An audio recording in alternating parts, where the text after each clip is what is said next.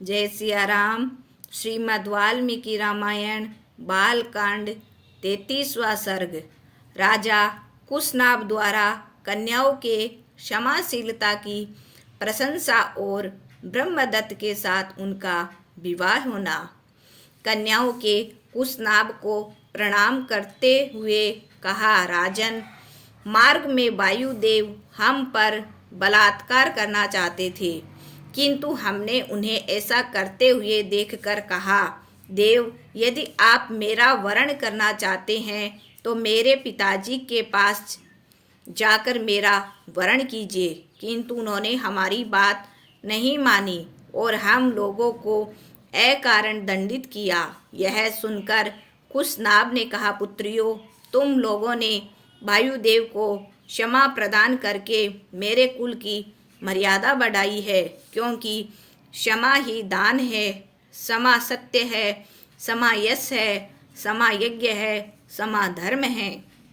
इतना कहकर उन्होंने अपनी पुत्रियों को अंतःपुर जाने का आदेश दिया। तत्पश्चात अपने मंत्रियों के साथ बैठकर कन्याओं के विवाह के संबंध में विचार करने लगे। श्री राम उन्हीं दिनों चुल्ली नाम से प्रसिद्ध एक मुनि वेदोक्त तप का अनुष्ठान कर रहे थे।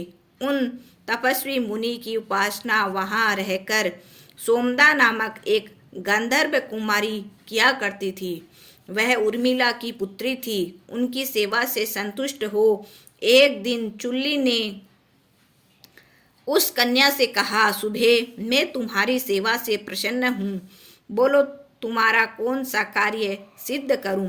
गंधर्व कन्या बोली, मुने, मैं अभी तक अविवाहिता हूँ और आगे भी रहूंगी, क्योंकि मुझे आपकी ही सेवा करनी है। फिर भी आप मुझे अपने ब्रह्म बल से एक पुत्र प्रदान करें। ब्रह्मर्षि चुल्ली ने उसे अपने संकल्प से एक ब्रह्म तप संपन्न पुत्र प्रदान किया, जिसका नाम ब्रह्मदत्त हुआ। श्री राम तदंतर कुशनाभ ने उन्हीं ब्रह्मदत्त के साथ अपनी 100 कन्याओं का विवाह करने का निश्चय किया। जब विवाह के समय जैसे ही उन कन्याओं के हाथ का स्पर्श ब्रह्मदत्त के हाथों से हुआ, वैसे ही उन सब कन्याओं का कुब्जापन समाप्त हो गया और वे निरोग होने लगी। यह देखकर राजा कुशनाभ बड़े प्रसन्न हुए और ब्रह्मदत्त को उनकी पत्नियों के साथ आदरपूर्वक विदा कर दिया। उधर गंधर्वी सोमदा अपने पुत्र के योग्य वधुओं को पाकर उनका यथोचित अभिनंदन करती हुई वहां से प्रस्थान किया। इसी प्रकार श्रीमद् वाल्मीकि निर्मित आर्ष रामायण आदि काव्य के बालकांड में 33वां सर्ग पूरा हुआ। जय सिया राम। जय जय सिया राम।